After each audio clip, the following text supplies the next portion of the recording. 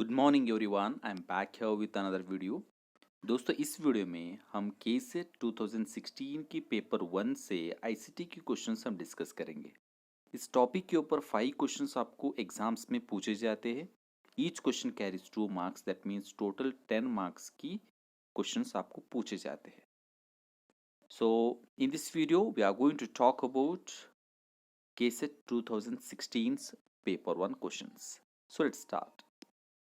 First question है, what is the name of the operating system that reads and reacts in terms of actual time. दोस्तों, आपको पता होगा कि operating system क्या होता है। ऑपरेटिंग सिस्टम एक सिस्टम की सॉफ्टवेयर है। वो सिस्टम को मैनेज करने के लिए, सिस्टम स्मूथली रन करने के लिए हम यूज़ करते हैं। कोई भी एक इलेक्ट्रॉनिक मशीन ले लो, वो स्मूथली रन होने के लिए ये ऑपरेटिंग सिस्टम होना चाहिए, which creates interface between the user and the machine। Smartphone ले लो, उसमें एक ऑपरेटिंग सिस्टम होता है, जैसे कि आप सुनते हैं एंड्रॉयड ऑपरेटिंग सिस्टम। कंप्यूटर और लैपटॉप्स ले लो, उसके अंदर विंडोज़ एक ऑपरेटिंग सिस्टम होता है। अलग अलग डिवाइस के अंदर अलग अलग टाइप ऑफ ऑपरेटिंग सिस्टम होता है उस मशीन को स्मूथली रन करने के लिए। वो कौन सा ऑपरेटिंग सिस्टम है एक्चुअल टाइम में रीड करता है और रिएक्ट करता है। रीड और react means which reads the data from the user, which executes the instructions entered by the user in a actual time. So the right answer is real time system, real time operating system। ये operating system हमारे जो data होता है, as the data comes in, it processes immediately, as the instructions enters, it executes immediately। तो उस तरह के operating system को हम रियल टाइम ऑपरेटिंग सिस्टम बोल के कॉल करते हैं। So C is the right answer. Next question, the input code of the compiler and assembler is called. देखो, इनपुट कोड, कंपाइलर और असेंबलर के इनपुट कोड को हम क्या बोलते हैं। फर्स्ट हम कंपाइलर क्या होता है, असेंबलर क्या होता है, हम देखना है। सी, whenever we are going to write a program for a computer, program इसके लिए लिखते, एक प्रॉब्लम को कंप्यूटर यूज करके सॉल्व करने के लिए हम प्रोग्राम लिखते। प्रोग्राम लिखने के लिए कुछ लैंग्वेज हम यूज करना पड़ता है। So we have some of the computer programming languages, we use them for writing instructions, for writing programs and for constructing softwares। उसके अंदर हाई लेवल प्रोग्रामिंग लैंग्वेजेस है, असेंबली लेवल प्रोग्रामिंग लैंग्वेजेस है, then we have machine level programming languages.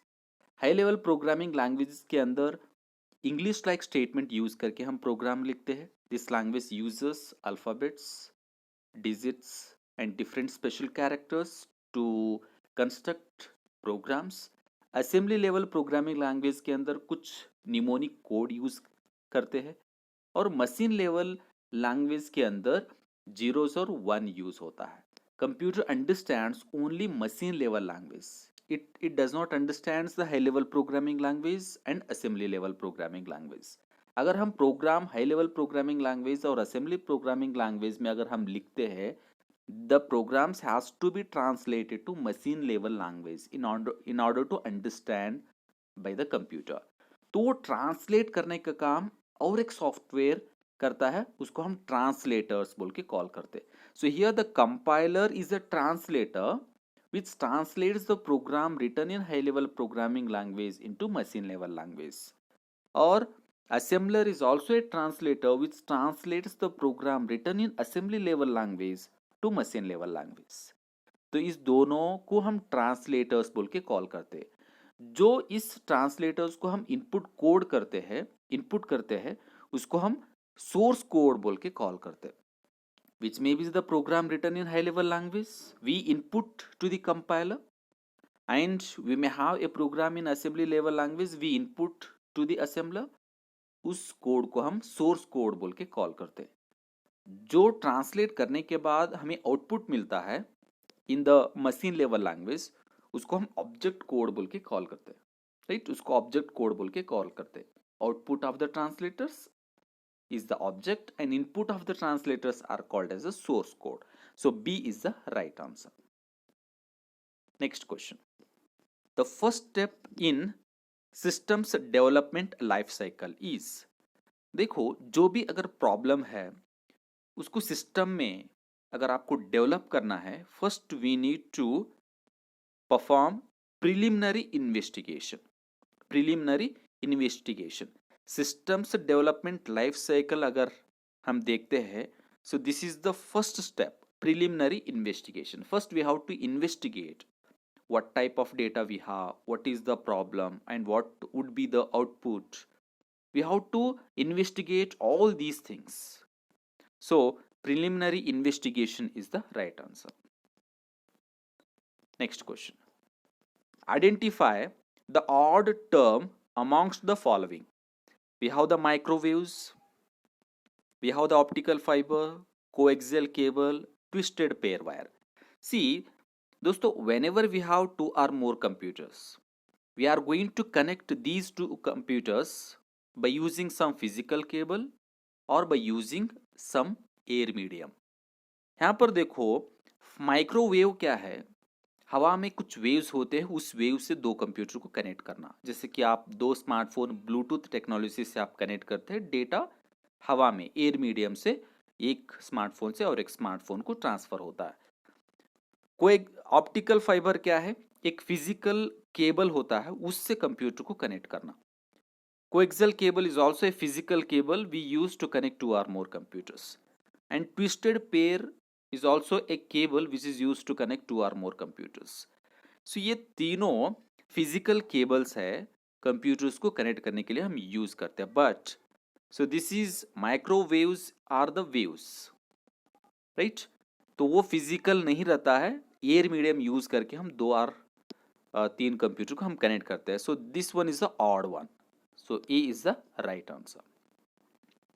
Next, FDDI is a, C दोस्तों इसका सही answer है ring network. FDDI क्या होता है, fibre distributed data interface, is a set of standards for data transmission or on fiber optic lines in a local area network. Set of standards means a set of rules. किसके ऊपर, fibre optic lines के ऊपर। Fibre optic physical thing है, physical cable है, computers को connect करने के लिए हम यूज करते हैं, उसके ऊपर कुछ सेट ऑफ रूल्स ये FDDI ने डिफाइन करता है in order to communicate in a LAN. So this FDDI protocol is based on the token ring protocol. ये FDDI protocol means set of rules, और किसके ऊपर बेस्ड होता है, टोकन रिंग प्रोटोकॉल के ऊपर डिपेंड होता है. So ring network is the right answer. Next, this will provide end-to-end digital connection for all voice, data, facsimile, telemetry and video applications. So this right answer is ISDN, Integrated Services Digital Network. Previous video में हम discuss किए थे integrated services digital network. So is a set of communication standards for digital telephone connections and transmission of voice and data over A digital line.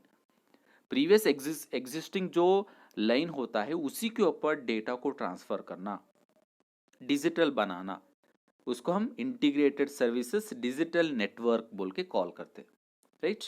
So the right answer is B. सो इस video में इतना ही. अगर अच्छा लगा तो please like और शेयर करना. If you are not subscribe my channel, please subscribe. Thank you very much.